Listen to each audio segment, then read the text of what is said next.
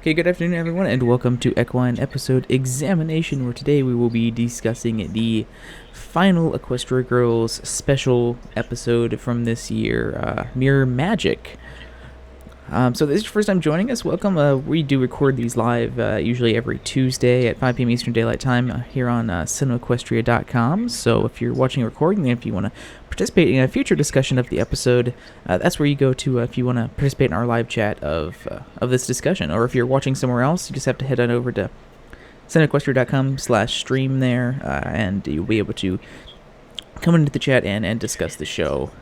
Or episode or whatever we're discussing on Triple E with us there for it. So yeah, we're just getting started. If you've never been to one of these before, pretty much we're just going to discuss the episode. Everyone's going to give their opinions on it, and we'll discuss those opinions and different parts of the episode. We'll start kind of more general discussion and go into more specifics about the episode as we carry on today. So in addition to everyone that's participating in the chat, I have a few people here in the call that we'll be discussing as well. I'm Rain Shadow. Hey guys, it's Mr. Bang. This is Jay Smith. And yeah, let's get started. So this is the fourth, or the final. I meant to say the third Equestria Girls special from these specials that we got this year. What did everyone think of Mirror Magic? Compared to the other two, this one was actually kind of the weaker ones, I think. It's okay. It was good on its own merits too, but compared to the other two, it just, I don't know, just didn't really hold up as well, in my opinion.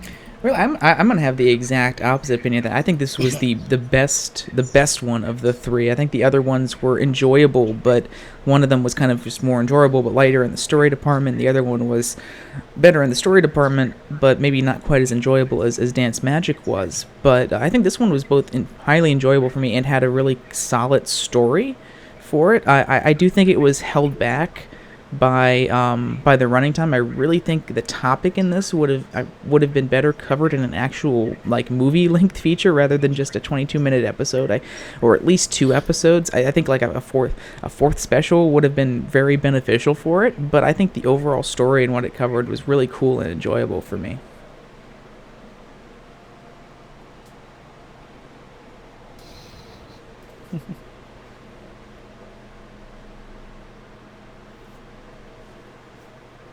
And J.E. goes oddly silent. No, I'm just...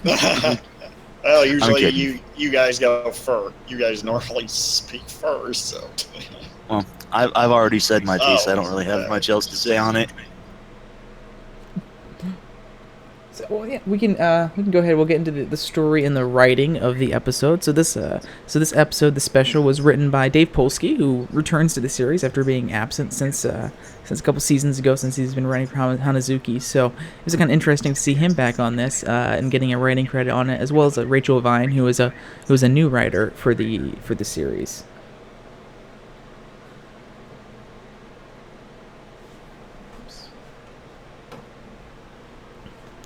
One of the things I really liked and enjoyed about this episode and the specials in general was the continuity between them, and how even though they're not doing one movie this year and just doing these couple specials, they aren't completely all self-contained. I mean, Dance Magic was a little more self-contained, just I guess simply probably because the production went on it compared to the other two, how much earlier that was.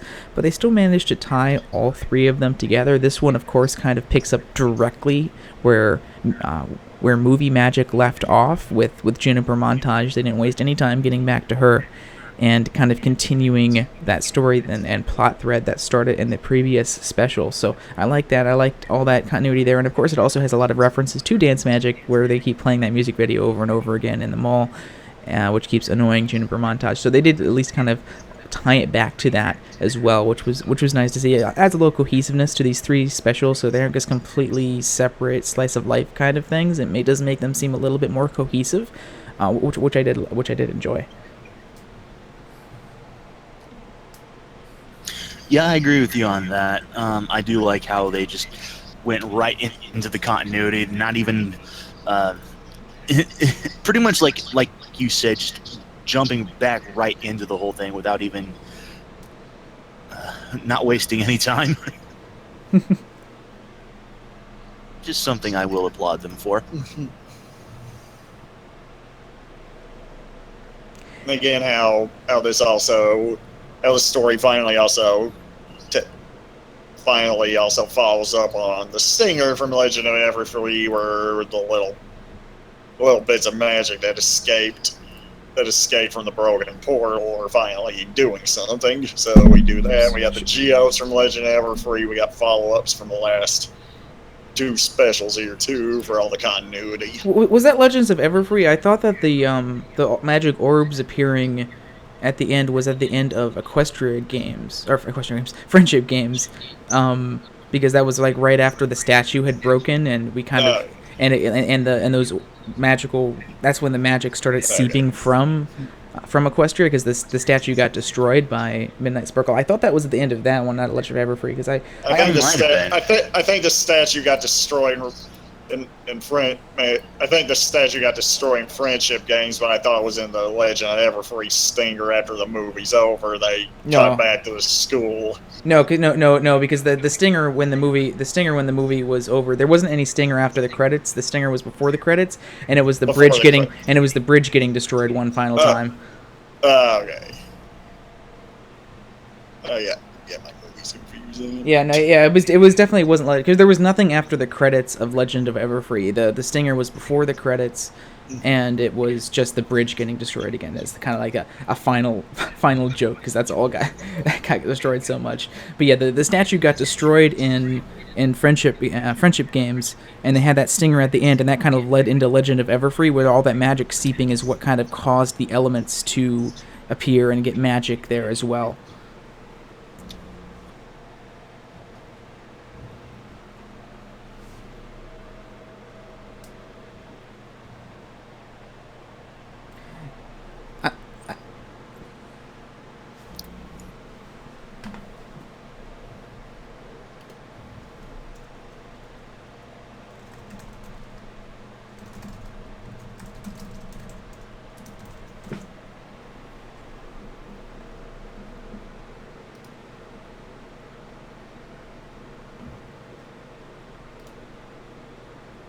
Well, anyway, one of the other things that happened that I really liked was, again, the Humane 7 just right off the bat wearing their magical medallions in this one, which is kind of a great pickup from the last special, where only a couple of them were wearing them, and they kind of got in trouble, and they're like, and Applejack was, of course, like, well, maybe we should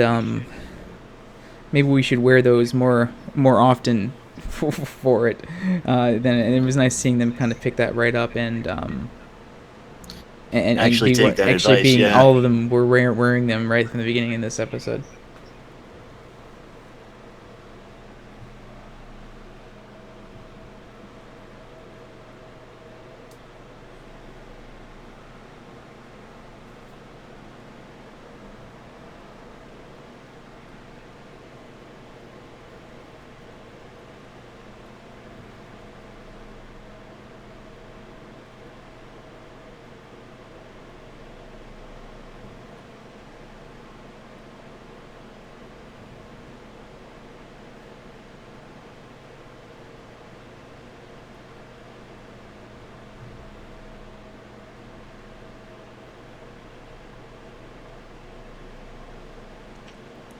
Yeah, it's a good point, EJ. I think that's something that they've been really showing, is that all the magic needs to be channeled through some sort of object. I don't think we've really seen anyone using magic directly in this. It was channeled through the crown in the first Equestria Girls. In Friendship Games, it was channeled through Sidetwi's little thing, black pocket pack that she had that was absorbing all the magic. In Legend of Everfree, it was, and in this one we see them channeling it through those medallions, or the geodes. So it isn't like any of them have magic directly. Even in this special and the previous special, when we see them use their magic, we see them have to grasp their geode in order to use it. They can't just use it. So they have to actually have that interaction with that object. And of course we see Juniper Montage in this one as well, having to do that with the enchanted mirror that gets absorbs one of those magical orbs and having to channel it through that. So it isn't like Equestria where, any unicorn can just or use magic, or any of the main six can just use their whatever. They have to be channeling it through something. Which I have to admit, I really do like that they did that. It gives a little bit more of a, I wouldn't really say natural, I guess. It just seems more fluid, I suppose. That they have to actually utilize their magical trinket just to be able to call upon their power, as opposed to just being able to summon it without, almost as if it were just an instinctual thing.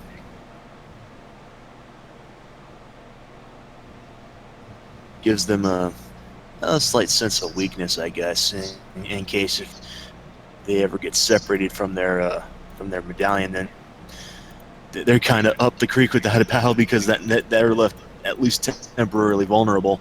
Mm-hmm. But it also adds a little bit of separation between the two worlds, I guess, which is nice, and kind of keeping, because if we're going to start bringing equestrian magic into this world, and you don't want it to kind of be the same thing. You want to have some sort of difference between the rules of the two worlds, and they've kind of been showing that a lot through this, and they haven't really explicitly said that either. It isn't something that they've explicitly said. They've just kind of been showing it through what they're doing, which is cool. And that's a good thing, because I kind of prefer the whole show don't tell sort of approach sometimes. Yeah. And of course, that came into play in the previous special in Movie Magic, when the girls couldn't use their powers without their medallions, and some of them maybe had some powers that would have been beneficial, but they couldn't use them because they forgot their medallions there.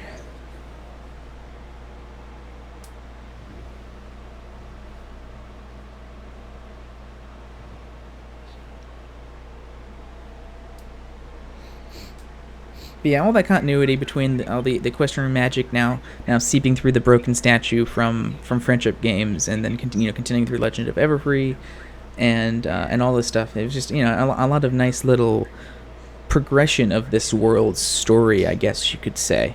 Nothing really just felt completely out of place. I think Dance Magic was the one that was a little bit more self-contained, but even that one, since it was sort of supposed to be a follow-up for Friendship Games, it had a little bit more continuity with Friendship Games than the rest of the story, being that it had the Cantrelette, the Crystal Prep students in that one as well. But especially these two had a lot more just kind of world continuity, progressing both off Friendship Games and Legend of Everfree there.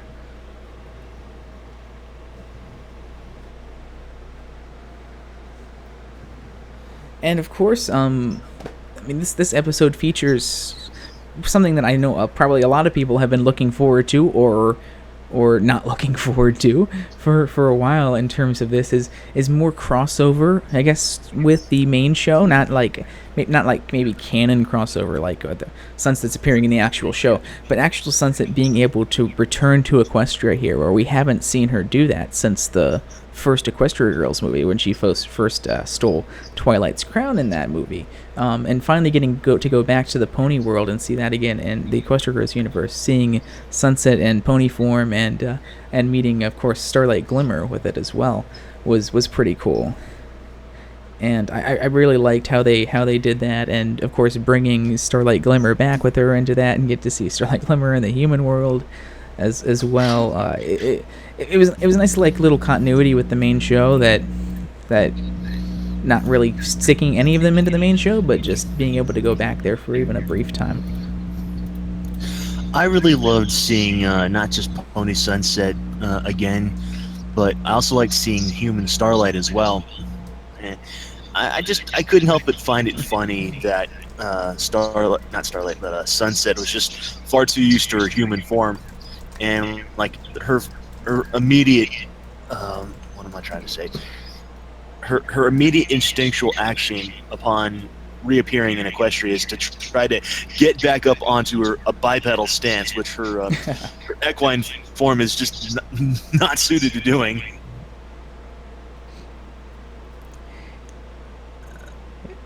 And this is something I mentioned at the top, but I think it's something that is the weak point of of this special is I really think that this would have worked better with a longer running time in a movie. I agree. I'm really hesitant to say it was rushed because nothing really felt rushed. It didn't feel like they were speeding through anything. It was written well for the 22-minute time frame, but I think that the plot and what they were trying to do could have been more fleshed out and added more stuff to it in a longer, like 44-minute double episode or a full 70-minute movie, like previous Equestria Girls.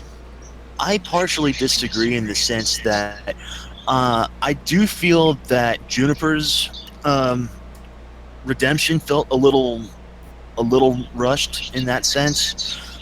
It wasn't truly badly done, but it definitely would have, been better off if there were a little bit more, if they had actually devoted a little bit more time to that. I mean, it could have been better, but I think that part was okay. It was, I mean, it's kind of, plot was just kind of like, she wasn't ever truly evil, so it just took kind of Starlight sort of talking her down and talking some sense into her to doing it. But really, what I think it would have, there's so much more they could have done that would have really benefited the whole flow and story of it, and maybe brought in more story aspects to it if they would have had a longer running time. Like, we see Sunset return to Equestria, but we're briefly there. Like, they're there and then she's gone again. I think it would have been cool if you had a longer running time. You could kind of space these things out a little bit more, where like in the first act, Sunset would maybe like return to Equestria, and Twilight would still be out of town, but she'd meet Starlight Glimmer, and they would have a little bit more interaction there. Maybe explore Ponyville, maybe go and like make up with Princess Celestia or something like that, visit Princess Celestia, and then have them be called back by an emergency in the human world as Juniper, like as sort of a secondary story while that's going on. The rest of the humane six would be going up against Juniper or something there, and they would get stuck in the mirror, and then they'd have to get called back. It would make a little more sense, because it kind of how they did it was Sunset goes there. Twilight's not there. Starlight Glimmer's there. They have a talk, have some fun, and then it was just like, "Hey, can I come back with you?" Okay, and they come back. It would have maybe added a little bit more reason for Starlight to come along with Sunset back to the world, rather than just, I kind of want to see how the experience is, which it's a little contrived, I guess. It's not horrible, but it would have been better if she actually had a reason, and if there was some sort of emergency going back on that they got called back to, it would make more sense for Sunset to say, or Starlight, "Can you come back with me?" or Starlight to say, "Hey, let me come back and help you with this." And if with with a bigger running time, you could set that up for them to get back to that. make out with Princess Celestia. Yeah, that's we're not that kind of fan fiction.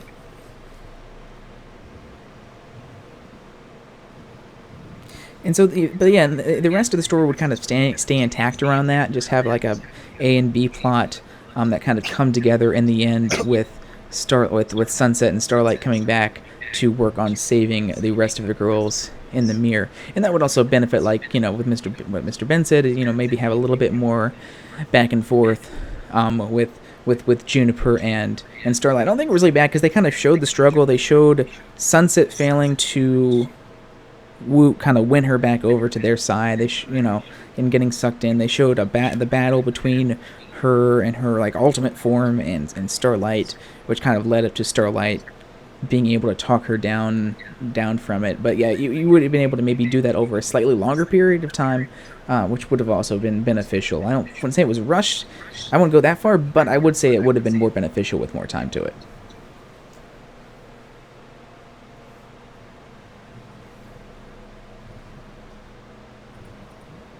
So, I mean, at least 22 more minutes. At least if they had like a fourth special, if this was kind of over with, that would be I think it would have been beneficial.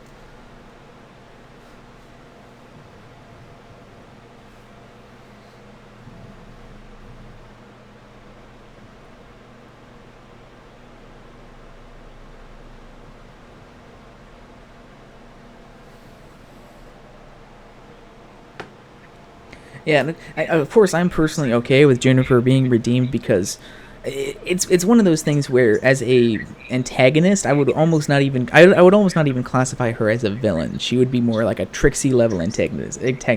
This was a lot closer to something like Trixie's episode in season 3 with the Alicorn Amulet, where Trixie was an antagonist. She disliked the main six, especially Twilight.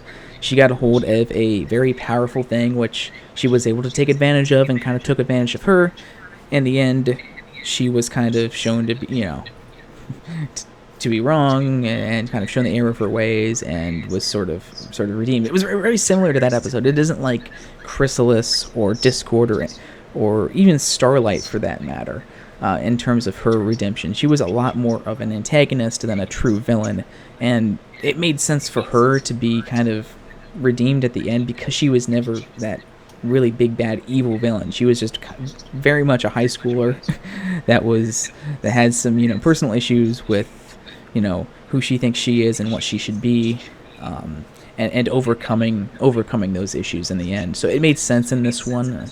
I know there's another quote unquote villain redeemed in the series, which people like to freak out about and kind of shove under the rug things like, oh, Chrysalis got away at the end of the last season finale and stuff like that. Forget about that stuff.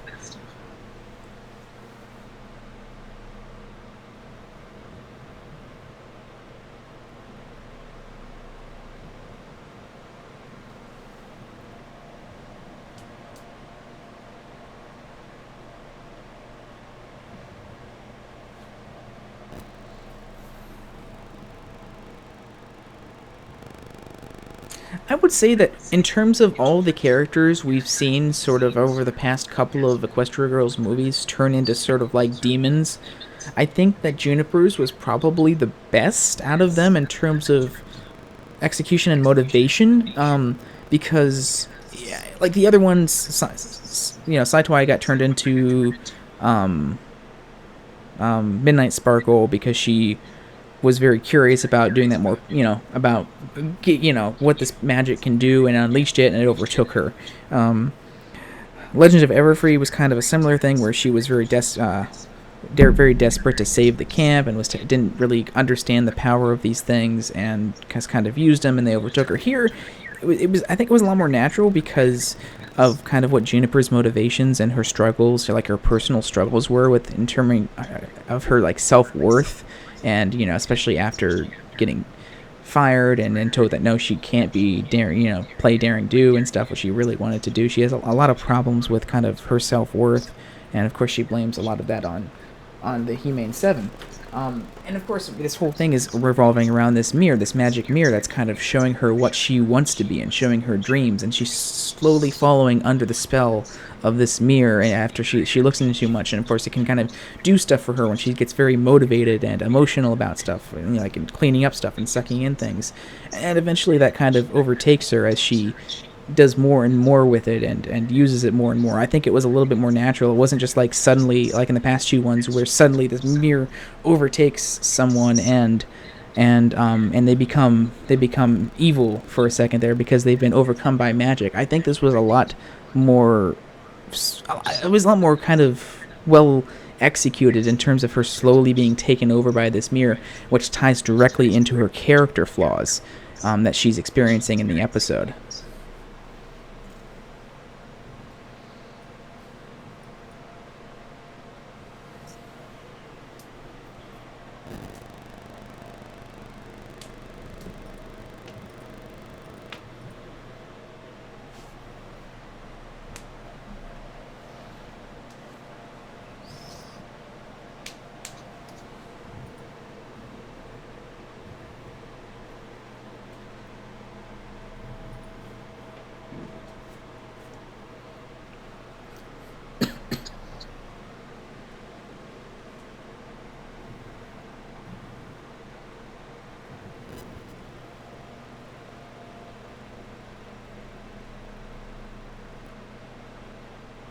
You mean the Mirror of Erised? I was just thinking about that. I'm responding to Tim in the chat room there. Yeah, I saw. And I mentioned it, and as soon as I said that, I only just now noticed EJ's mention of where he just... Mr. Ben, just blame it on the stream delay. Blame it on the stream delay. You can win. I could. It's just I already have MIRC up, and I'm like, oh wait, no, I don't even have the stream up. I'm just.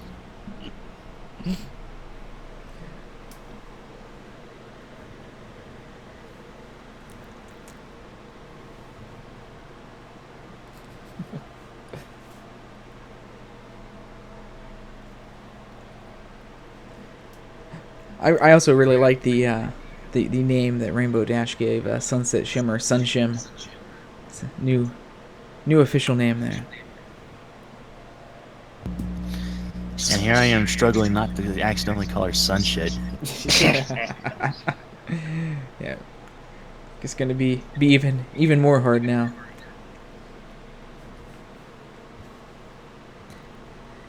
It was nice seeing that Twilight still had the mirror hooked up to her little science magic contraption thing, in the castle there when Sunset came through. So she still has that active going through.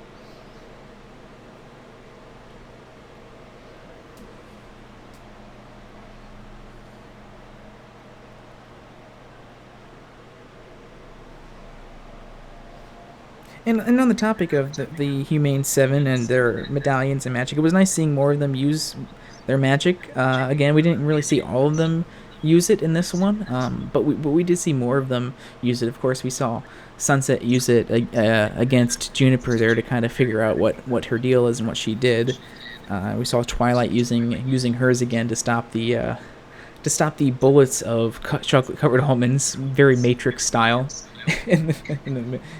in the middle of that scene. So we get to see it a little more. I'm still really hoping for a future episode that kind of more focuses them on being superheroes, because again, I mentioned this before, and I think that's one of the coolest things I liked and took away from Legend of Everfree, was how at the end they pretty much turned them into superheroes. They had these superhero costumes, they had this very superhero music for it. I mean, it makes sense that if you put the main six in the human world, they would be more seen as superheroes in this world. So I would love to see, hopefully, future specials or movies or whatever where we see all of them using their powers to fight off something sort of very superhero-esque, like we saw at the end of Legend of Everfree for the brief time at the climax of that film. Can I just say that I really loved Sunset's line to Juniper when Juniper was like, "You can't make me tell," and Sunset's like, "I don't have to," and then she just reaches out and grasps Juniper's arm. And, like, yeah, take that. And like Tim there, yeah, that continue, like Tim said, that continues sort of what we've seen in terms of these mega transformations. All of these kind of mega transformations that we've seen in all of these movies require the main six elements in some way. In the first movie, for Sunset getting turned into that demon, she had to absorb all of the elements power from Twilight's crown. In the in Friendship Games, Saitwai, of course, absorbed all of the elements from all of the Humane 6 there into her device, and that caused her to transform. Gaia Everfree happened when she took all of those elements out of the gems, out of that cave, and transformed into Gaia Everfree, and that way, by accumulating all of those. And of course, in here, when they're in the mirror world and they all have their gems, they all start glowing. The mirror kind of extracts all the magic out of them and does something, and it winds up transforming Juniper into that kind of mega form that they have there. So it's definitely consistent in what we've seen with the past movies in the franchise.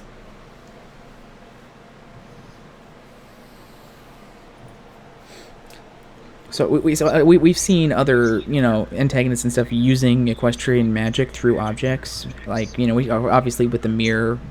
She was able to use that, but any sort of these big transformations into these big evil equestrian beings that we've seen, yeah, definitely is coming from absorbing all of that magic from the Humane 7.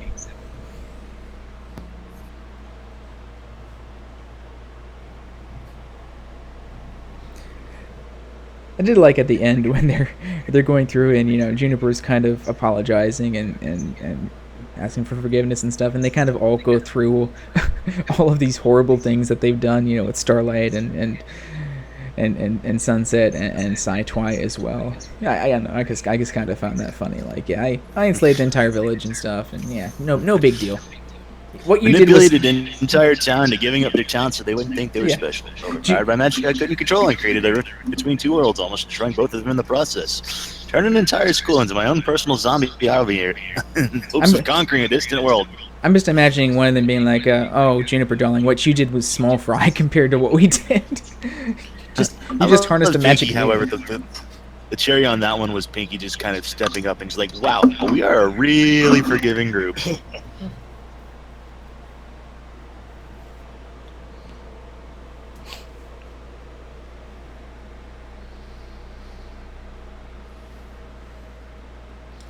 Yeah, Brady, I didn't even think about that. That's another kind of parallel there to the Magic Duel episode in season 3 between this episode. There's definitely a lot of parallels between that episode and this one.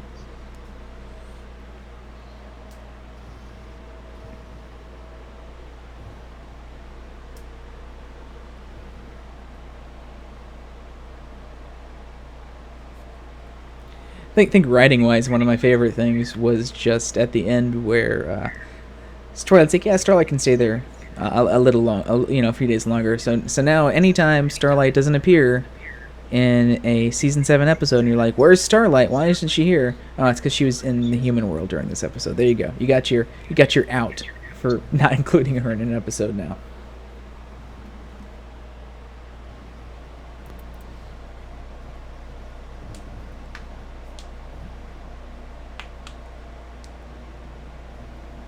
I mean, and that's the thing. I mean, this is a show about friendship and forgiveness and stuff, and two-dimensional characters that aren't just evil for the sake of being evil, but evil that have motivations and motivations that can be changed or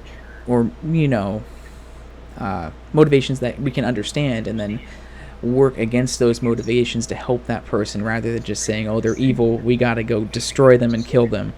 and not that this show doesn't have evil villains. I mean, like I said, Tyrek, Chrysalis got away, and she's still out there. Nightmare Moon technically, depending on how you look at it, could still be out there as that nightmare creature, just not, we drove it out of Princess Luna, so it's not that those kind of characters can't be in here, but the show definitely does focus a lot on kind of understanding why the villains do what they do and giving them reasons behind it. And when you start giving them reasons and motivations behind what they're doing, you can start having ways that you might be able to reform them and offer plots, very good plots that are more than just, I'm evil, blah, blah, blah, but offer plots that allow the main cast to not just shoot a magic beam at them and defeat them, but maybe have a discussion with them and maybe work with them to try and improve who they are. And the series has done that a lot, and I think it offers a lot more good story potential other than just action. Let me shoot my rainbow beam at you and defeat you, like we did in all the early seasons at the villains. So I do enjoy offering villains like I mentioned with Juniper, where she's not evil in any sense. She just has a lot of issues that are very relatable, being that these are very human issues in the human world that she has. Oh yeah, Sombra's another one. I forgot Sombra. He got destroyed. He wasn't redeemed.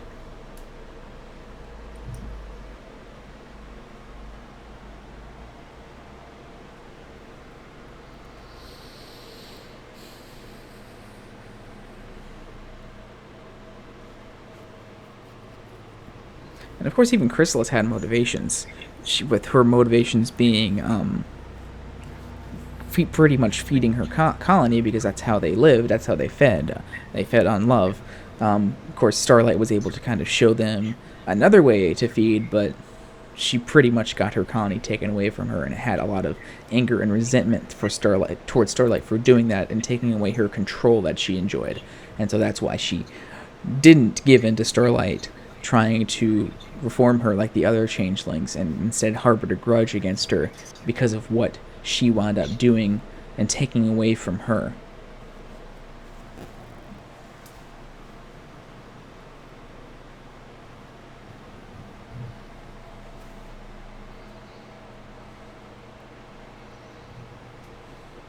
I think this movie is written in such a way where it can take place any time in season 7. It's, it's heck, technically this movie could have taken place almost any time in season 6 as well. There's nothing really connecting that other than Starlight is Twilight's pupil. So it's a little more. These specials are a little bit more disconnected than the past ones were, at least in terms of the first 3 movies, where they very clearly had stingers or parts that were affecting other worlds. Like, why Twilight wasn't there in Friendship Games is because what was happening in the season 4 finale and stuff like that. This one and Legends of Everfree too wasn't quite as tied, as since we've pretty much broken off this show, Equestria Girls from the main show, being that Twilight doesn't have to keep coming back since we have Sci-Twi in it now. They're able to kind of keep them a little bit more separate while still offering some continuity in between them, like in this one with Starlight coming over. But it doesn't have to be an exact continuity of where exactly in season 7 does this take place. They've kept it separate enough where they don't have to run into those problems.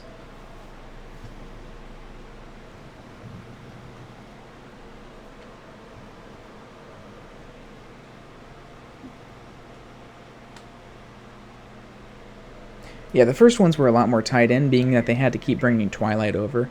But once they've kind of stopped having to do that, they've been able to keep them a lot more separate and not have to worry about stuff like that, or when the movies are going to show compared to season 7. Because that's kind of what we ran into with the Friendship Games episode, where Twilight comes in at the end and it's like, oh, you never guessed, what I had to, all this stuff I had to deal with is the weirdest thing I've ever had to deal with, time travel, etc. And of course, we hadn't actually gotten to the finale yet since they had changed the scheduling order, and that movie appeared in the middle of season 5, so they don't have to worry about stuff like that anymore.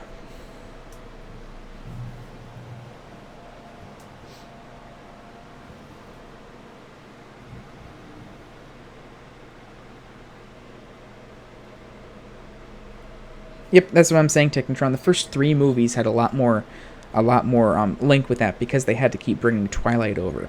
But since the third movie, since Friendship Games, they haven't really had that continuity anymore. So Legends of Everfree and this one have a lot more freedom as to where exactly they take place in terms of continuity, because they don't have those specifics.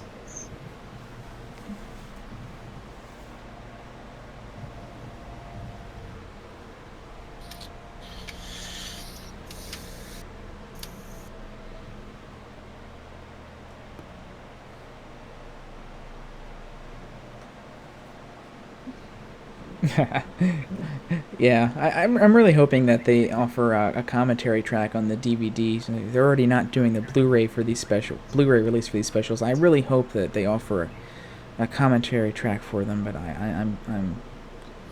I'm worried and expecting that they probably won't, which sucks, because that was one of the coolest things about the Equestria Girls releases compared to the main ones, is they actually all of the Equestria Girls movies had commentary tracks on the DVD and Blu-ray, which was really fun. If you haven't watched, I definitely recommend going back and rewatching all of the movies with the commentary tracks in, because they're really funny and enjoyable, and they give you a little bit more insight into the production and story of each of the movies.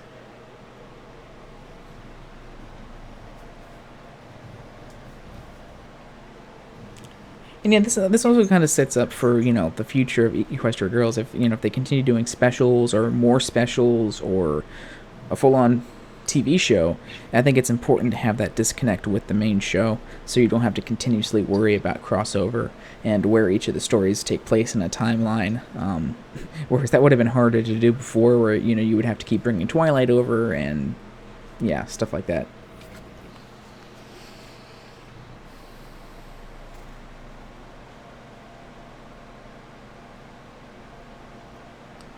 I mean, we got plenty of time. We can discuss whatever we want for as long as we want. I mean, does anyone else have any other thing for story or the writing that they want to mention about the special?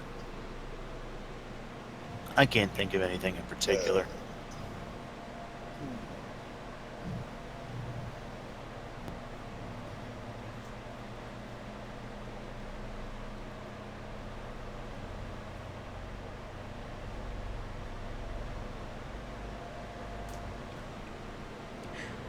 Yeah, but I don't think they want to keep them both kind of pseudo in canon, and they don't want any sort of loop plot holes or anything in between the two universes. And when you have two separate teams working on it, I think trying to minimize the amount of crossover, while it can be cool in story plots, it helps minimize the risk of plot holes and stuff like that with the two separate teams. They don't have to keep communicating back and forth exactly, story plots and everything.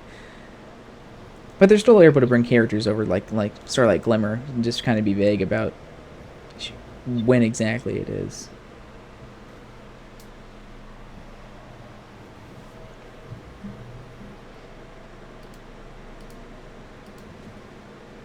Okay, so we can move on. We can talk about the characters and the characterization and the episode. What did everyone think about the episode's characterization?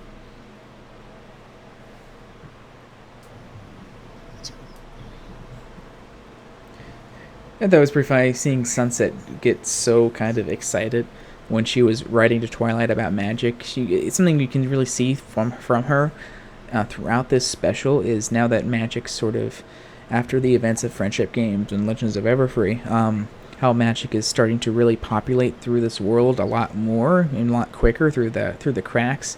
And we get to see Sunset in this special, both very excited about that, but also extremely concerned about it. And we see her, very worried about that later in the episode when she's talking to Starlight about it, and not able to get those responses from Twilight about it. She's very worried about that, and very worried about being called upon at any time to have to deal with these situations, and if they're going to be successful. And we see her talking about that in the episode as well, about, it must be hard for Twilight and her friends to just be called for a friendship problem or some other issue at a moment's notice for anything, all these magical problems that can happen in their universe. And Sunset's now having to deal with that as sort of the pseudo leader now of the Humane Seven there. So she's both very, very excited about it, about getting something to do, because we've seen her kind of not be so excited about this world and the lack of magic before, but then also very worried about the ramifications of that.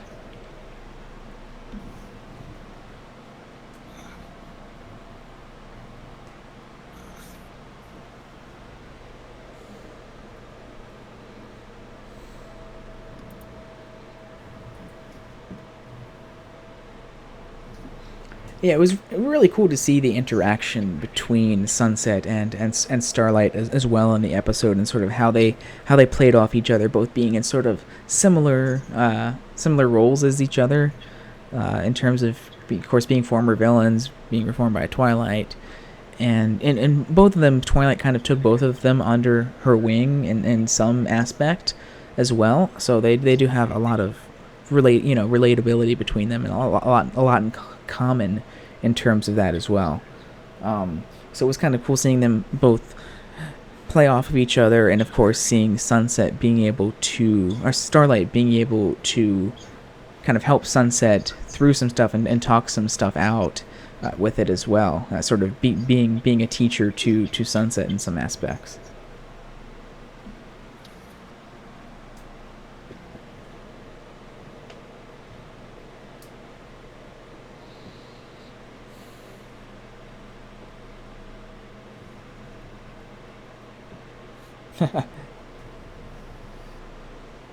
Yeah, they're a pretty chill group.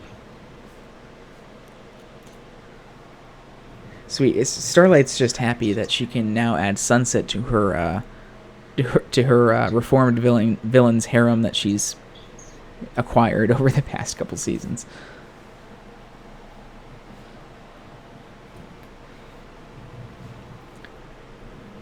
Pretty much their own Suicide Squad.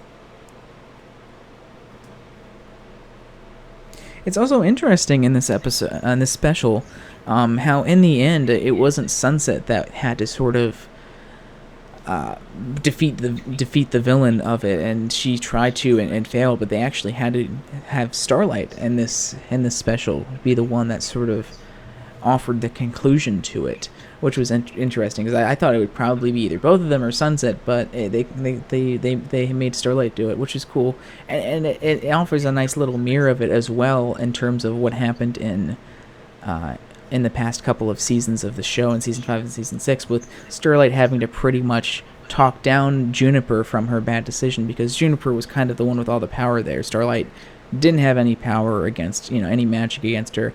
Juniper had the mirror and was in her super form and could have sucked her in at any time, so she had to kind of talk her down and understand and meet her one-to-one on that emotional level, and sort of have that understanding discussion with her in order to talk her down from her bad decision, just like Twilight had to do for Starlight in the season 5 finale as well. So it was a nice little mirror of that, and seeing her actually be successful in it here rather than not be successful in it as well in the season 6 finale, where she tried to do a similar thing with Chrysalis, and Chrysalis just wasn't having that shit.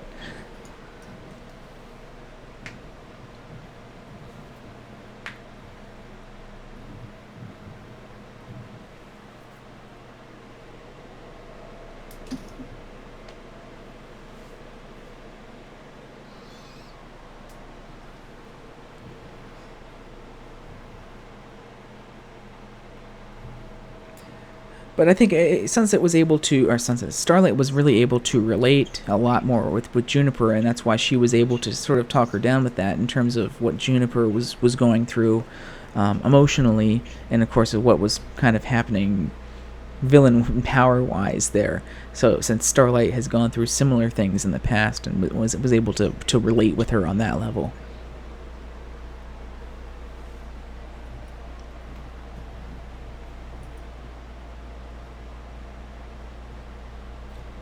I mean, you got to keep in mind that both Starlight's and Juniper's sort of issues had a lot of similarities with them in terms of dealing with acceptance and not having friends, and being feeling alone, and like you can't accomplish anything. Starlight, of course, was going through a lot of very similar things back in the day, when she lost Sunburst there, and felt like she couldn't make any friends and stuff. So they were definitely going through a lot of similar problems, which makes her a very very good character to sort of be the counter to what was going on in that climax.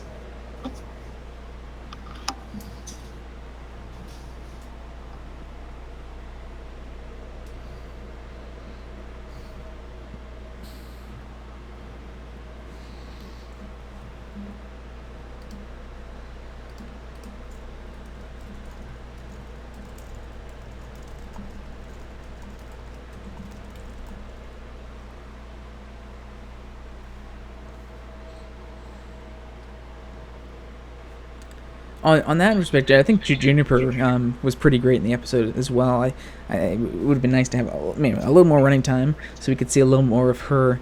But definitely very, very fun seeing her be frustrated and sarcastic throughout the whole beginning of it. Like, when she was like talking on the walkie and stuff, and seeing that anger that she had unleashed on the Humane 7 there. It was enjoyable to watch. It was a nice continuation from the previous episode special.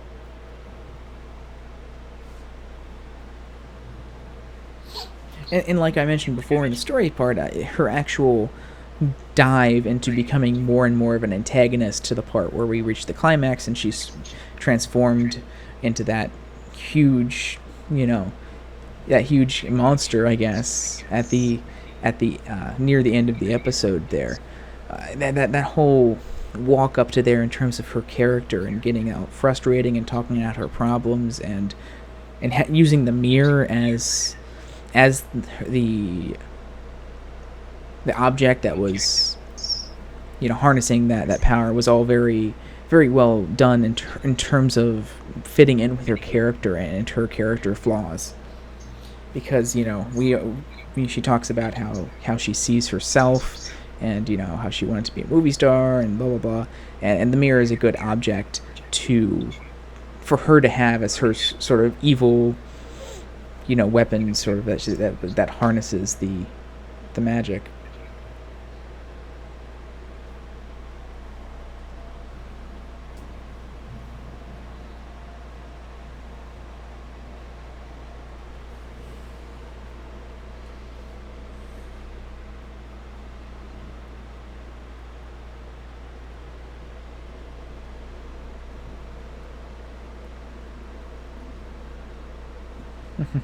Yeah, it was very, of course, very fitting with her character and her character flaws, the form she took when she was the villain there.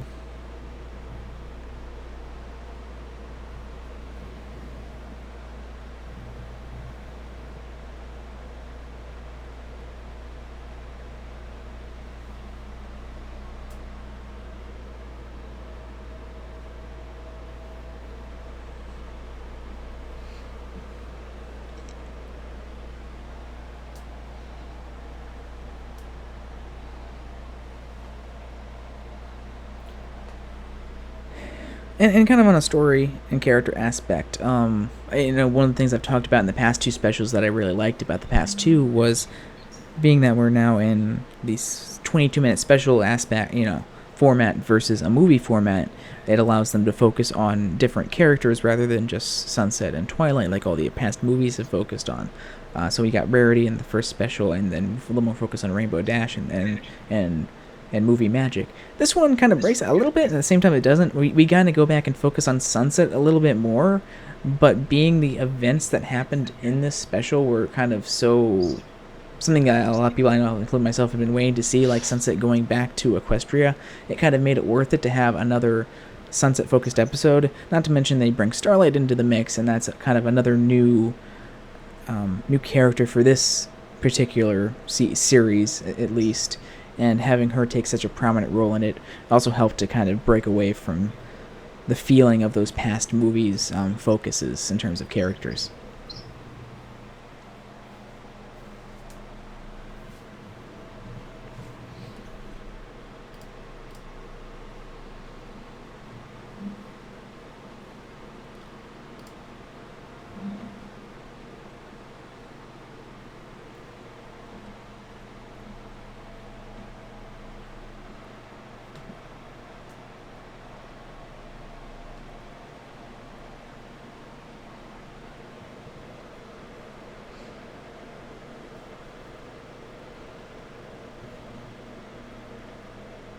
I would hope that they continue the special format, that they might add a few, so we're not going full on 13 or 26 episodes like a series, but maybe have 4 or 5 specials instead of just 3, because I think that would help give them the opportunity to maybe have a 2-part special like with this one that might help with some bigger stories, because I think that's the problem we have, is that if they do a movie, you get to do a lot bigger stories and with a lot of character development and a lot of focus, and a lot bigger villains and a lot more meaningful things that don't maybe go a little too quickly. But of course, then you have to really laser focus something on maybe 1 or 2 characters, and other characters get left out, and you only have one movie a year, and so you don't get to focus on maybe some of the other characters like you would in a TV show. With the specials, you get to maybe focus on more characters. Since specials are only 22 minutes, you have multiple specials. You can focus one on this character, and it's great for that. But when you try, and it worked great for Dance Magic and Movie Magic, but when you try and do a little bit more involved story like this one, with a lot more character stuff in it, it tends to be you really need a longer format. So if they maybe do 4 or 5 specials, that would allow them to still do maybe a 2-part special, where they could do a bigger story like this while still having those 22-minute smaller slice of life character focus, character episodes that are focused on maybe different characters. That would be probably the best option to do if they don't want to do a full-on like TV series and do like 13 episodes and shell out all the money for that.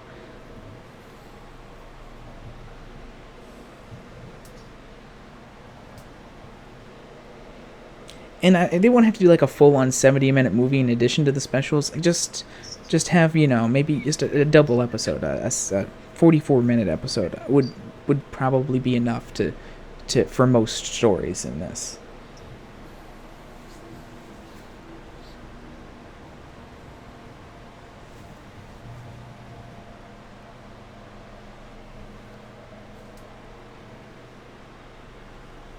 But I'm happy. I'm happy we got the specials this year though, because it was a nice break from the past 4 years of Equestria Girls.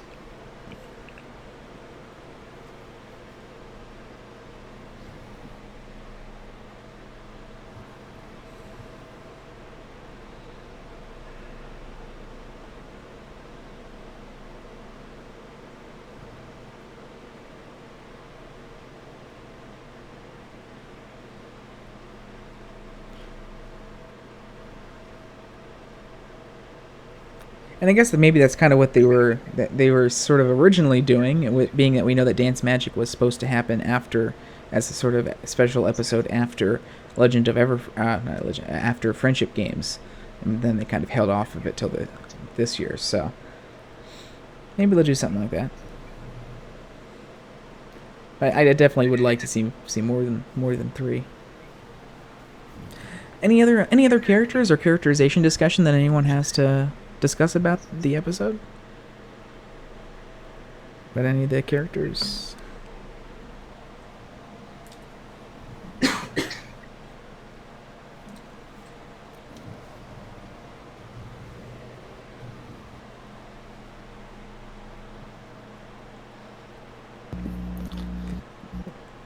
because I think the rest of the characters were pretty low key in this one, and just the main focused on Starlight, Juniper, and Sunset.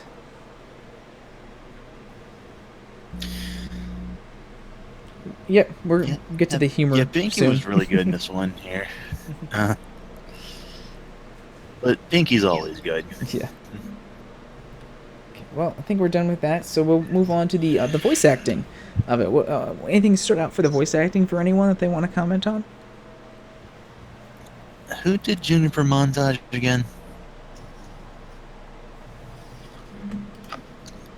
With the voice? Yeah. That was Ali Labert. Okay. Yeah, she did really good on this one. Just the fact that she was basically going from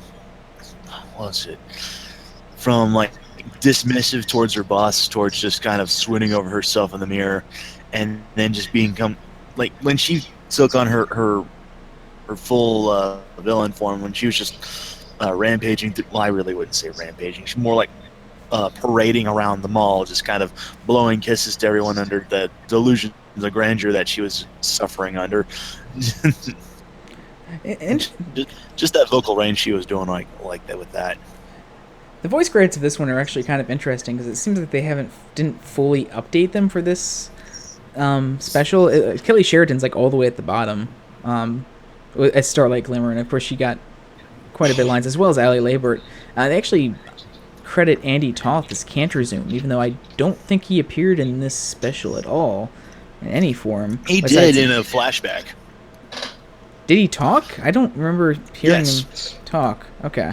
Yeah, it was when Sunset was reaching for Juniper and. Oh, you're right. I forgot she saw that part of the scene. I thought it was just Juniper mentioning stuff.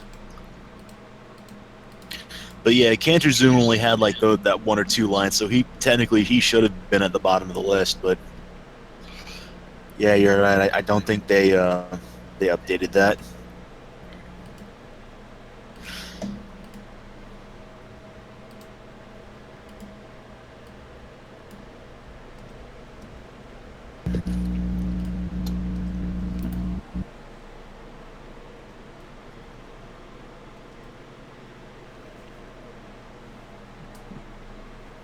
Yeah, Kelly Sheridan and Rebecca did really good. I just loved the back and forth that they had between their two respective characters there. Really played off each other really well. Well, they've never seen you in that world, so chances are you aren't going to run into yourself. It's something you don't hear every day. They really did play off each other well. Mm-hmm. I really love it whenever we got characters who just sort of banter back and forth and just like with when we had that episode with A Royal Problem with Nicole Oliver and Tabitha just bouncing off each other's Celestia and Luna. Yeah. I really love when we get characters like that just playing off each other well. Yep.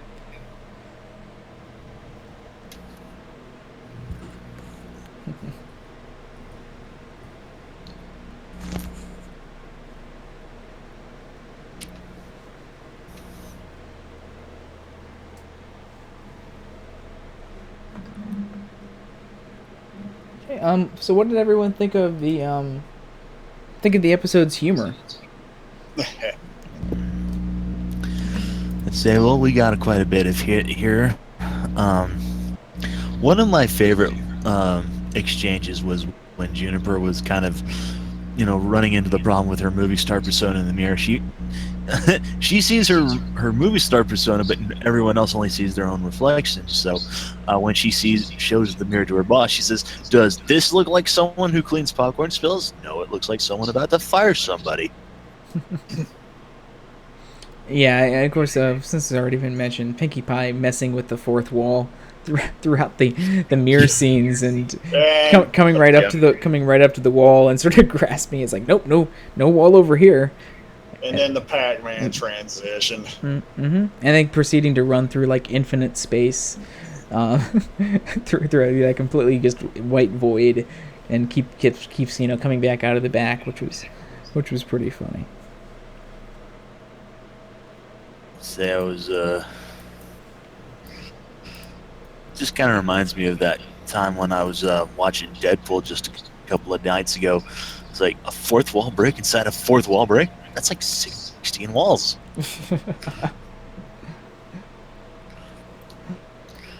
But that's Pinky for you. She would be able to do it and do so effortlessly. Mm-hmm.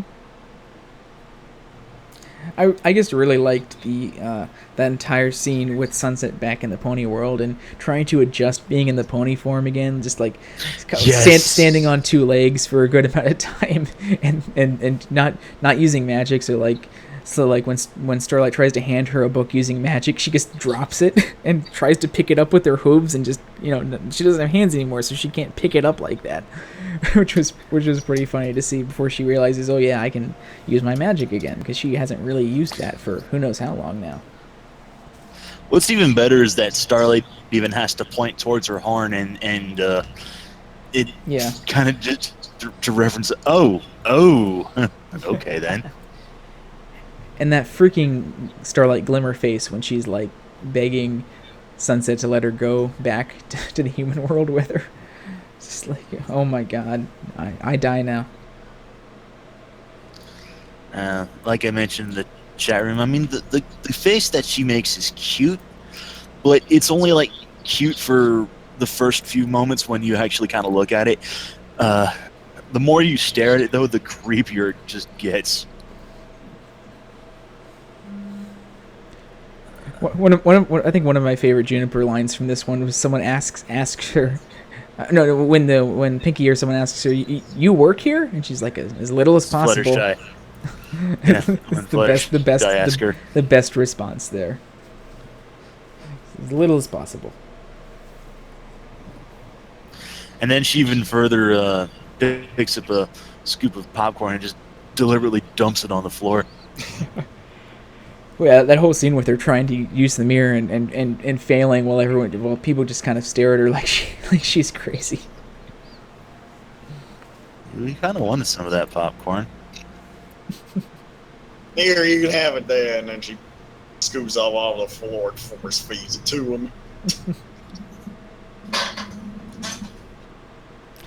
Also, in the mirror world, one of the more subtle, funny, kind of creepy lines was Fluttershy is just sitting there when they're just like, you okay, Fluttershy? I might be freaking out a bit. It's sort of a deep down inside freak out.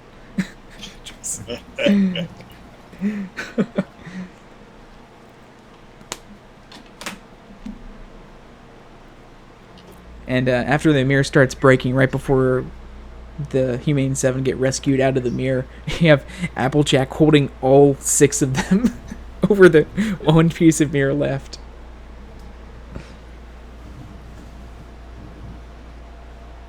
Say, strong but not entirely balanced, and you could see that she's just struggling to keep her balance.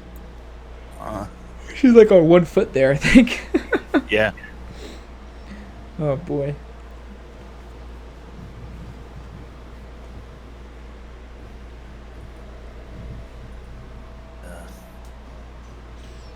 What else do we got? Yeah, the mirror actually works. Yay. When Starlight turns into the human, she tries to keep herself from making a scene by playing it cool. She flicks her hair, stretches her legs, and suddenly hunches over and trots away on all fours with Sunset just chasing after. Nice little callback to Twilight's first foray into that, both in terms of the shot when she first comes through it, when she's looking at her hands, and then the run, which of course is the same thing that Twilight did in the first Equestria Girls movie. Let's say there was who was it that posted in our spoiler chat room? There was an animated thing where they added on text to the bottom of that screen. Yeah. It's like, "I'm a dog, woof woof, gonna catch that mailman, bark bark." There was close to the beginning when Junior Montage was like whining how she should be doing the star now. She puts on a pair of sunglasses with lens shaped like stars. It just looks all completely overblown. And the guy by the counter just like glances up and looks at her and just shakes his head. Here you go, Mr. Ben. Yeah, that's it right there.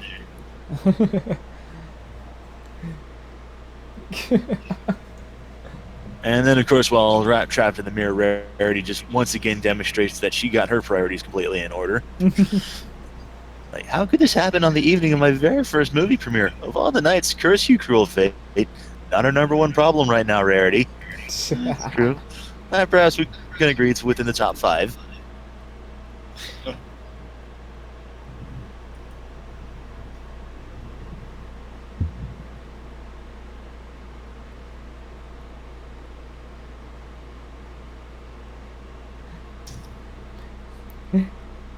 In terms of animation and visuals, there's a lot of fun stuff in here. Sort of, of course, I mentioned Starlight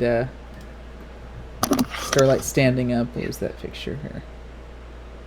The way the Humane Six are drawn on the movie poster. Yeah, here's this. Yeah, here's Starlight. Starlight standing up there. It's just I love that pose. I love the posing on that there.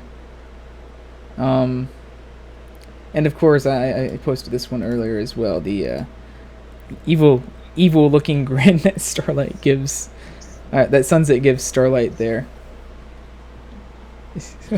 She did look unusually sinister in that shot. What makes it even funnier is that despite the fact that she looked really sinister, nothing ever actually came of it. Mm-hmm.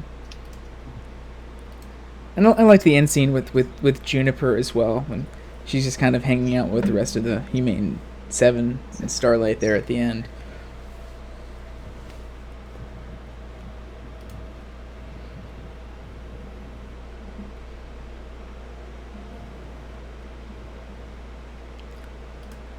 And yeah, the movie poster was, I really loved the art design on that, and the Humane 7 character drawings in the bottom right there are really, really cool looking. Especially Shantae Shimmer there. That's really cool. I really love that artwork there.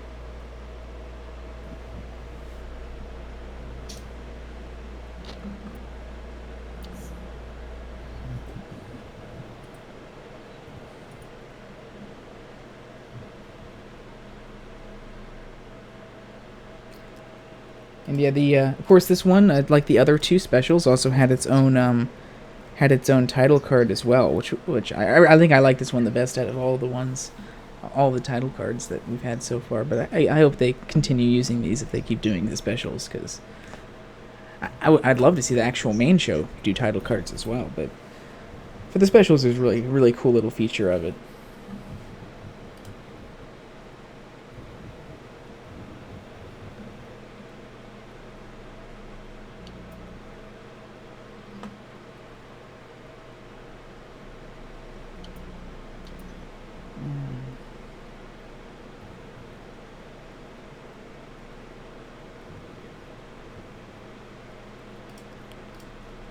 And yeah, the animation was really cool. I think a lot of the running animations were better. They had the really awesome part where Starlight just kind of does this little kick when she's hanging off of the arm there. She just kind of lifts herself up and spins around, and does a run away. That animation there was fantastic, and that's probably one of the best running animations I've seen so far from the series. Usually, like I mentioned, the long legs that they have really impair, I think, their ability to do running animations believably without them looking like they're walking on stilts. They improved it a little bit, movie magic, I think, by adding some blur in that one running scene, but when Starlight's Glimmer's running off here towards the camera, that actually is like legit a good running animation. That's the best I've seen from the Equestria Girls series.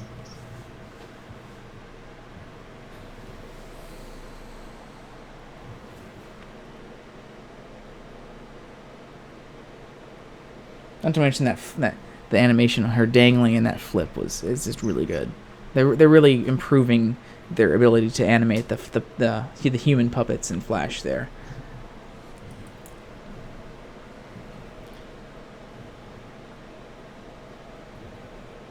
And yeah, we do see the portal, the same kind of portal animation there as when Sunset travels through it, which is a nice little callback.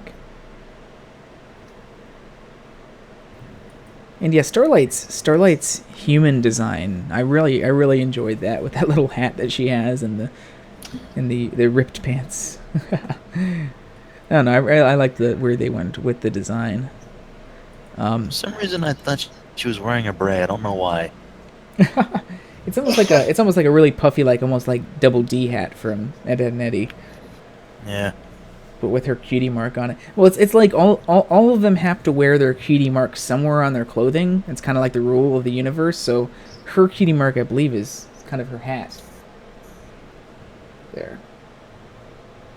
Like a lot of them have it on their skirts. She has it on her hat. Yeah, the urban hipster. That's a good way to describe it.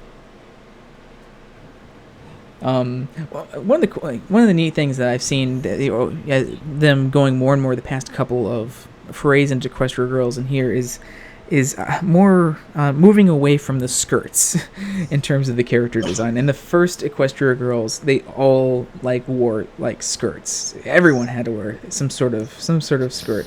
There was no pants allowed. But yeah, Starlight just has normal kind of ripped sort of like jean pants. Some of their alternate costumes that we've seen for the Humane 7 now have or pants, some sort of pants or something.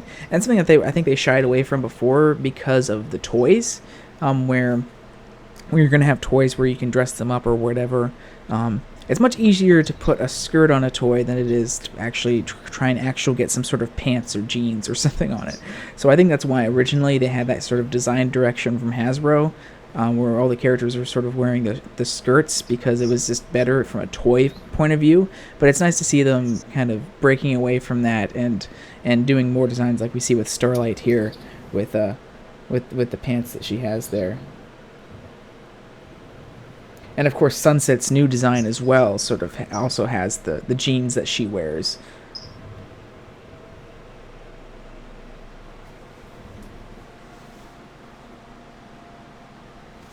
Yeah, but I think that was one of the few exceptions there, Radio Doug. Yeah.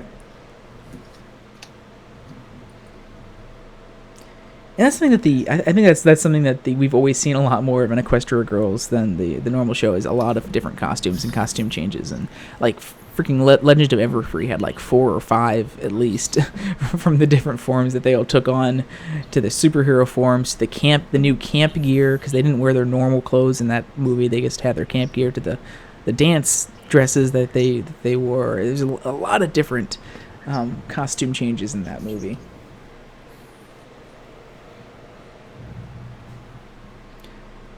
Yeah, and I really like the outfit that they went for with Sai Twai. I'm glad they kind of kept her a lot different from Equestrian Twilight. You know, they kept the glasses on, the different hairstyle on it, and the her whole outfit's really cool. I think I like it better than the normal Twilight outfit that they had in the first movies.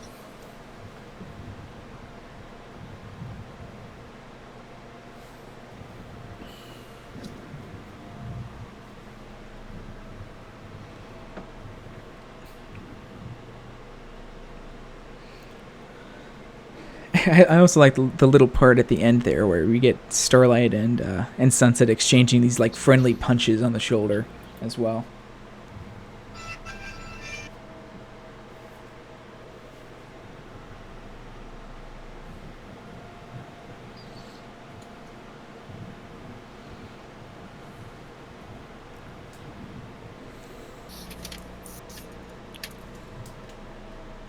Also, Twilight's face when they're in the mirror and they sort of all find out that Sunset, brought Starlight over because they're like, oh gosh, we're all in here now. There, no one knows where we are, and we sort of Sunset sort of shyly admits that she brought Starlight over, and just Twilight's face when she hears that, and she's like, you didn't, she isn't.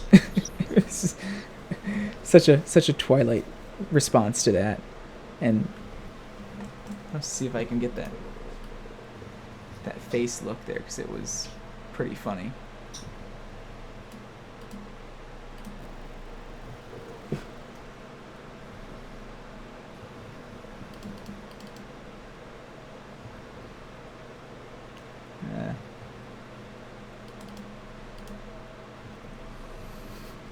Let's see, there's Sunset coming in.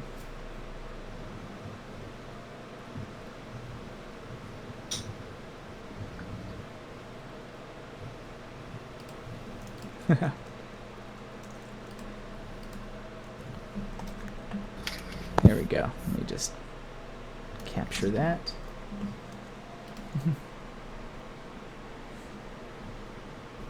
As soon as it...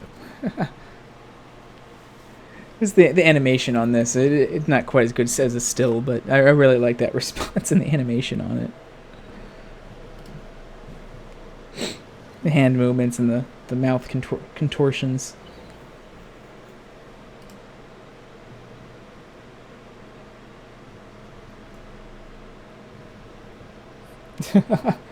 Not sure if what.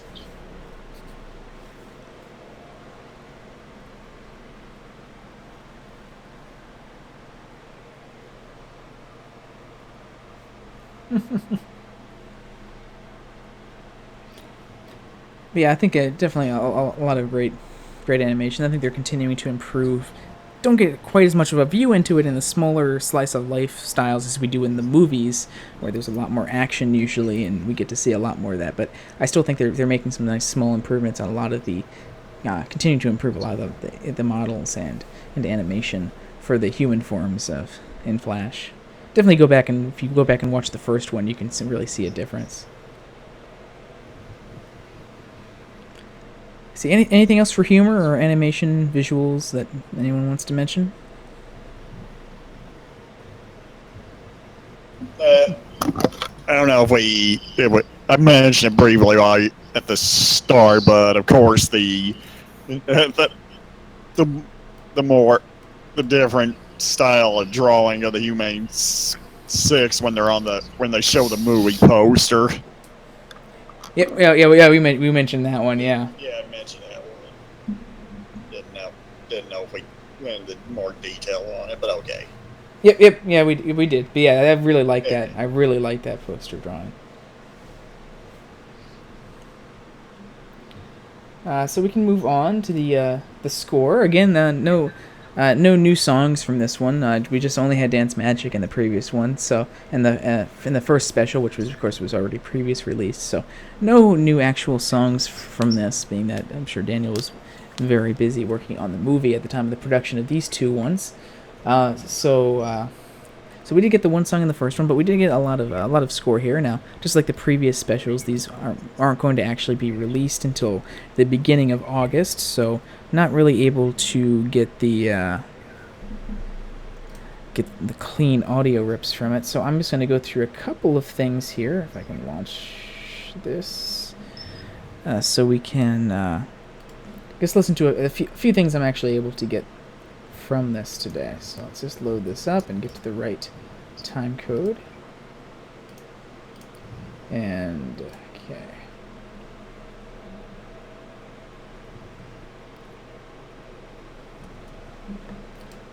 Let's see. So one of the things, I won't really play this, but one of the cool things I liked was the opening score blends right into the opening number, the opening title sequence. It kind of goes right over and overlaps it, and that's kind of, you have that evil, very evil music when Juniper first finds the mirror there and stuff, and kind of walks towards the camera, and the music blends right into the right into the opening title sequence. It was a nice little effect there for it.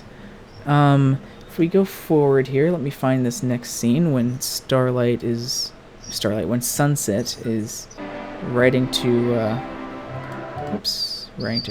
Twilight here. Let me rewind. Okay, here we go. So this is when Sunset is writing in the journal to Twilight. Now, the cool thing about this is has the same guitar riff here, guitar motif as when Sunset was writing to Twilight back in the Friendship games in the book. They use the same kind of guitar motif here. They can kind of hear, it's really soft in this, but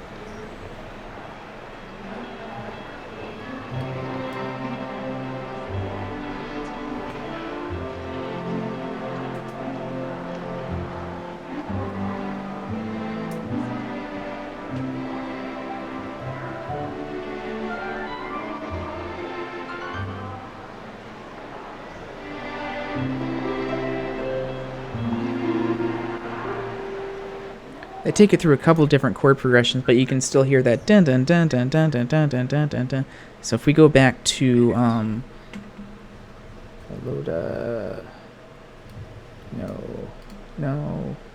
where is it?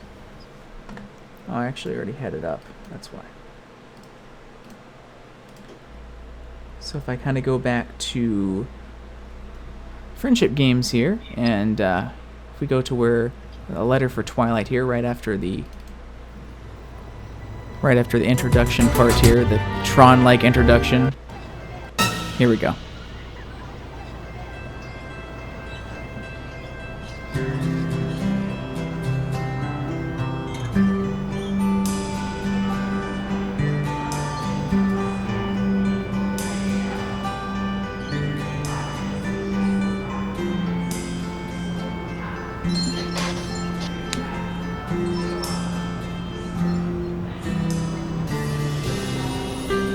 So that was from when she was writing in the journal and Friendship games. So again, keeping that little consistent little motif there on the guitar as she's writing. I'm trying to think if that comes back here later in this scene. Let's see.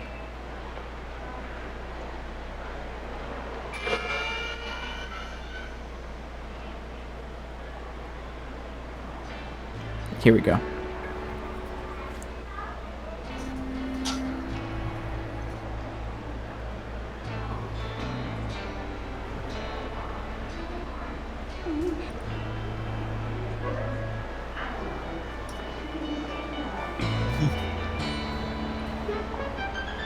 So kind of get a little bit there at the end as well. So that was one of the returning motifs that I noticed that I wanted to point out.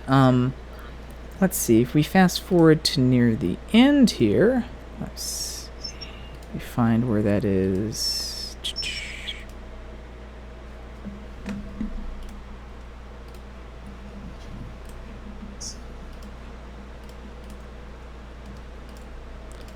fast forward here. Going to the transformation sequence here.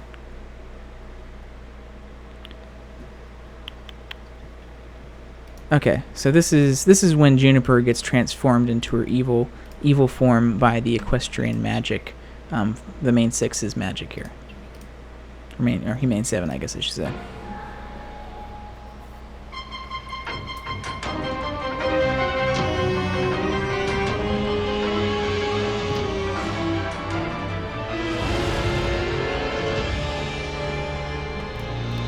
It's very short, but it's very similar to another motif we heard before back in Friendship games, where Midnight Sparkle's motif. So when Twilight was transforming into Midnight Sparkle because of all of the magic from the Humane 7 there, it's a very similar track. Oops. I can get it to load.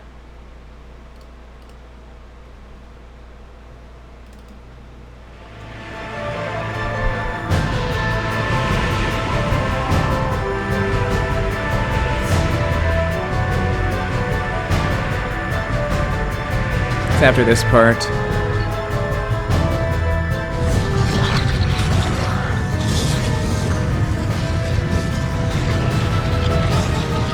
Right here. Start getting to it.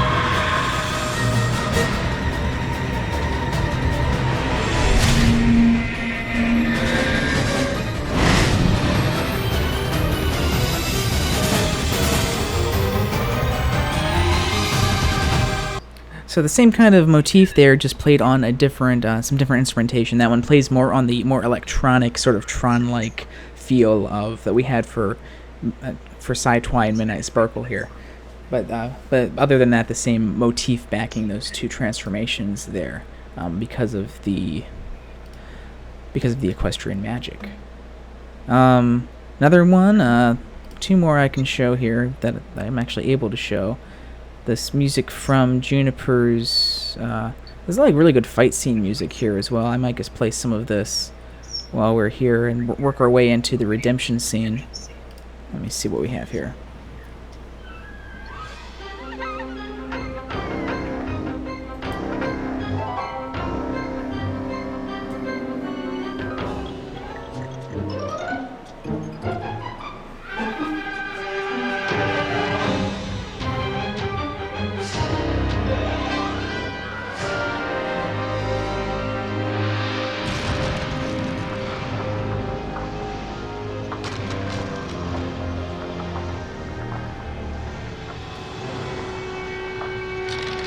This is as the mirror is breaking here.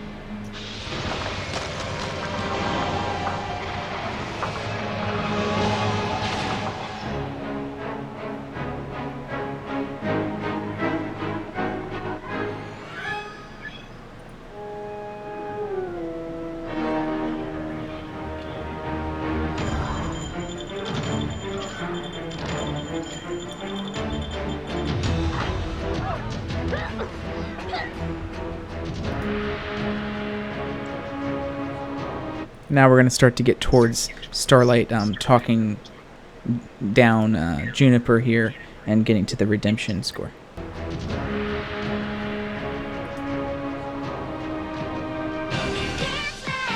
And of course, we gotta love Dance Magic appearance as well.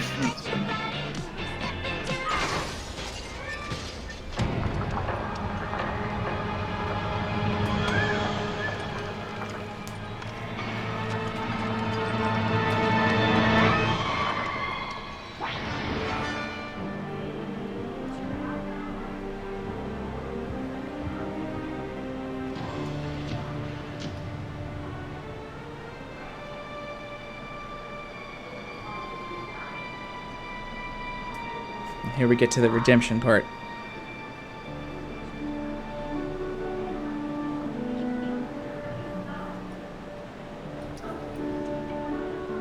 The rest of your life.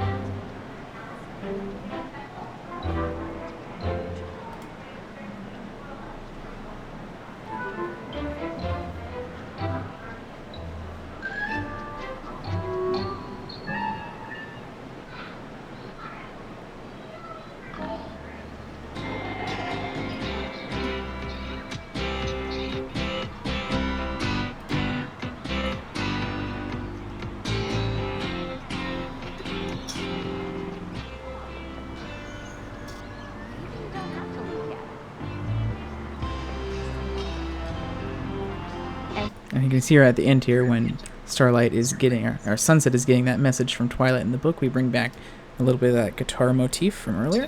Don't have to look at it. And you girls are great teachers.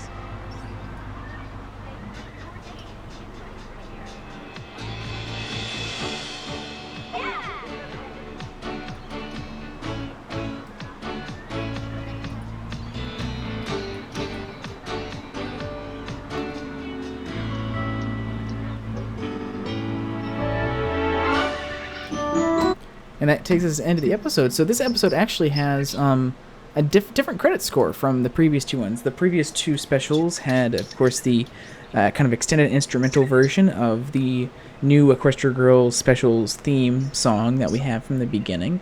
Wayne Manderson actually has a different track here. It's not actually from the show, from any part of the specials, just kind of its own custom final credits music track to lead us to the end of these specials here.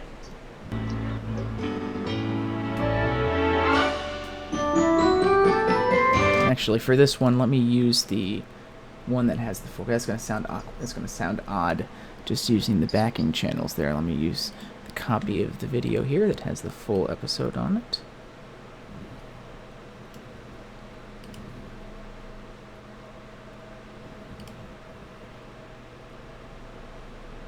Okay, there we go. Gotta live in the moment. Yeah, let's turn that down a little bit. Okay. Right? Right.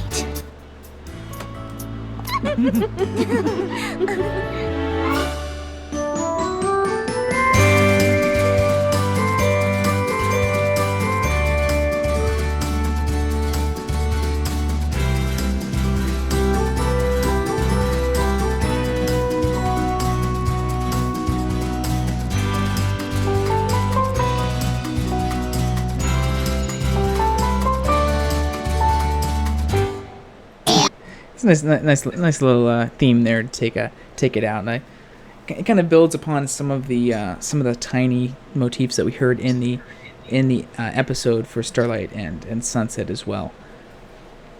But I really like that. It was a nice little thing. It was a little bit different, and something we hadn't heard in the specials before. So nice little custom credit song, which we're lacking in the season 7. So it was nice to have in here. And that's it for the score, at least the stuff that I can easily get. But that was the majority of the really big stuff, the big fight scenes, and some of the different motifs that appear in the specials. So somewhat a little more low key than some of the movies we've had in terms of score, but being that a lot of these are more slice of life, very much on par with kind of the slice of life episodes we get in the normal show. So moving on from that, what did everyone think of this episode's theme and moral? Don't be a dick. That's seriously that's all I can come up with. Juniper went full cock.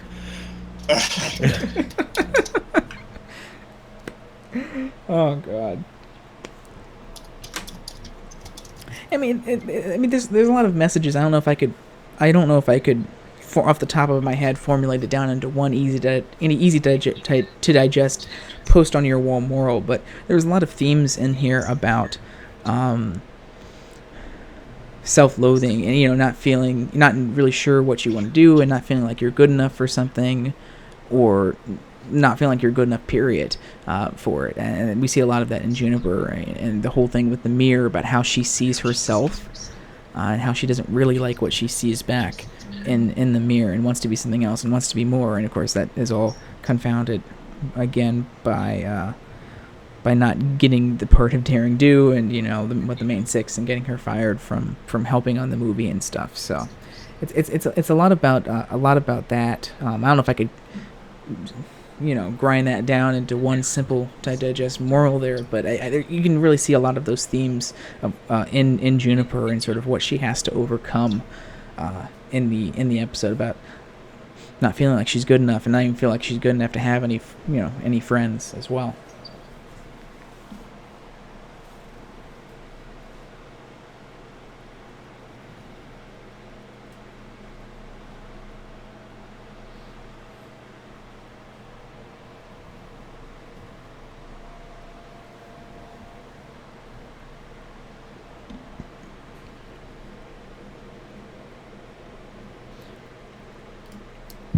Favorite parts? Any concerns? Lingering, not favorite parts. Anyone have? I suppose probably the favorite part would just be Sunset and Starlight's interactions together. Pretty much just all of that. Yeah, I have to agree. I really liked us finally, even if it was only for a brief moment, finally getting to see Sunset go back to Equestria again and seeing her pony form again was really cool. And it was really cool seeing Starlight, just to piss everyone off, seeing Starlight so involved in this special as well and having her brought back to the Equestria Girls universe. So, it's just like, they don't really care if you hate Starlight. She's in the show now, sorry. Just combine the two things that people hate most about the show, and there you go. You can't escape from her. All episodes will be ruined. But to be truthful, it was really cool. I loved seeing her use in this episode. I think she was used really well, and it made sense for her to appear. And yeah, I was just seeing, like Mr. Ben says, I totally agree with that. I loved her interaction with Sunset as well.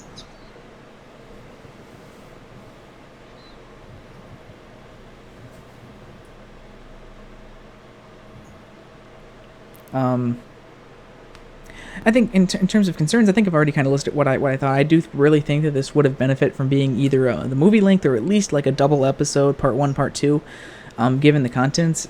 I don't think I'd qualify it as rushed, but I think they would definitely be able to flesh things out a little bit more and offer some different scenarios that could improve the story if it would have been a 2-parter episode, like spending more time in Equestria, giving kind of a better reason to bring Starlight back into the human universe there.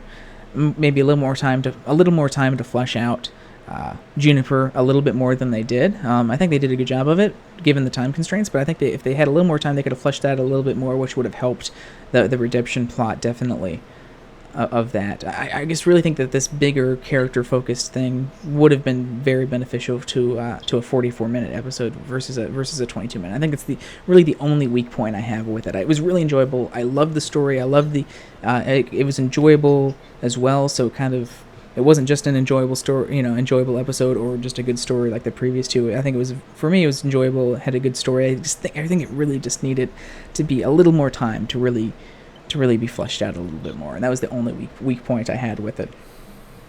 But I do think that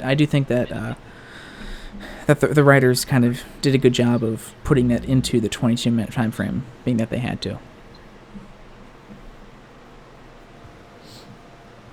Kind of sucks though, because being that we know that Dance Magic was produced after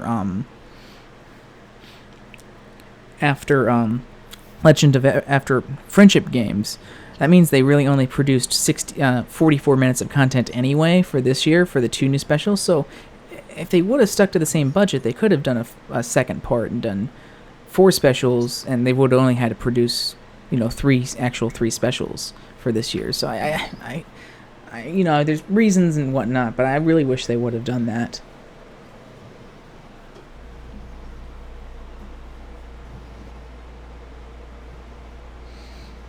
Yeah, it's been a long time since we've seen Pony Sunset, so it was definitely great to see that.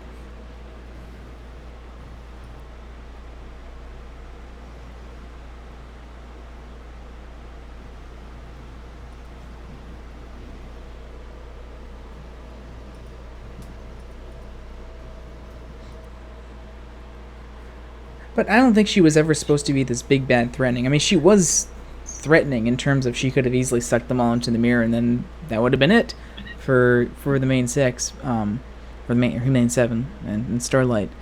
But I think it's more like her motivations behind it that were more interesting for her as a character.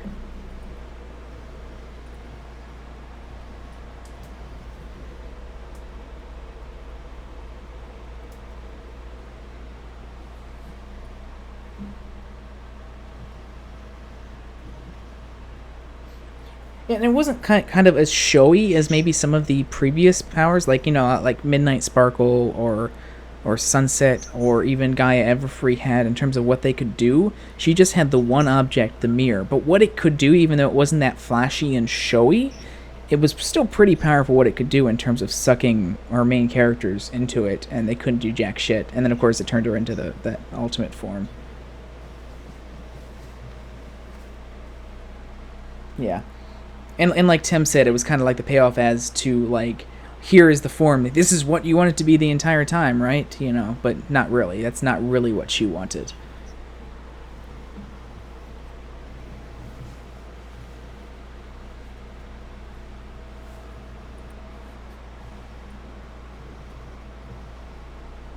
So yeah, any other final thoughts and overall feelings? Any final conclusions anyone has on it? Now we have to wait till who knows how long to see how Juniper fits in with the rest of the gang. Yeah, I guess we'll see if she appears again or not in future Equestria Girls endeavors. Hopefully we will be getting more next year. I mean, it's something that we really don't know anything officially on yet of if we'll be getting more, what we'll be getting. Will it be another movie again, more specials? I think we're supposed to be getting more shorts this year, just like the really short ones. Or if, will they go full on TV show and stuff? I mean, no one said anything yet. I have a hard time believing we won't. It's just going to be a matter of what exactly we get in terms of more Equestria Girls stuff next year. Definitely, like I said, a lot more to explore and a lot more characters to explore. And a lot more opportunities open in terms of these powers, and with these, Everfree or Equestrian magic leaking out now, they could lead to all sorts of different problems in the world. So, I still would really love for them to tackle the Sunset. I mean, it might be a little hard now, but Sunset kind of being home. The plot that they dropped from Friendship Games of Sunset kind of being homesick and wondering what her purpose is in this world. They'd have to reformulate it a little bit yet because they've kind of tackled it in little bits and pieces. I'd love to see her go back and get with Celestia or something like that. I guess make up with that or something. But there's a lot of different possibilities we could see.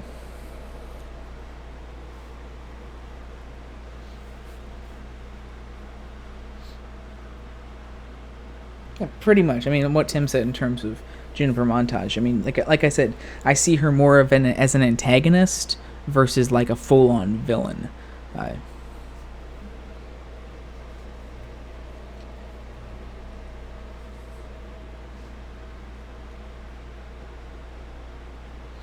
Not to mention her motivations aren't strictly evil, like take over the world kind of thing. She was just her motivations were very personal. And sort of just reflected on her whole transformation, her form reflected on how she was feeling inside, versus like Sunsets in the first Equestria Girls movie, where she was, very much about trying to, as she mentions in this episode, get a army of zombie teenagers to try and take over Equestria. I like how she actually mentioned that in this episode too. She's like, yeah, it was kind of a stupid idea.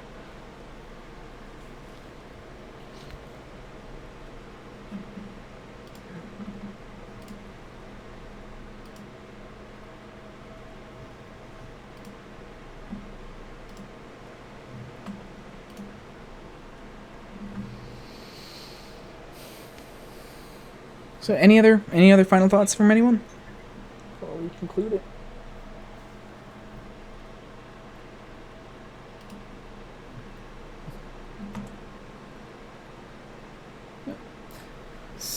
So, yep, I guess that'll bring us to the end of this Equine Episode Examination episode of Mirror Magic and of all of the Equestria Girls specials. So that takes us into our hiatus land once again for an unknown period of time. So, of course, we will with no new episodes of Pony On, we will be going back to our episode flashback segments in the next few weeks here. For Equine Episode Examination. We'll be picking off right away next week with our next season 4 episode flashback of something we've been waiting to do since season 7 started, Philly Vanilli, which we were supposed to do before the season started. We kind of got pushed back, so we will be finally getting to Philly Vanilli next week here on our episode flashbacks, and we're going to continue to do those episode flashbacks of season 4 until the show comes back on, hopefully sometime in August, maybe late August. We don't know yet, but we'll see. As soon as the show comes back on, of course, we'll switch back to doing our season 7 Triple E's.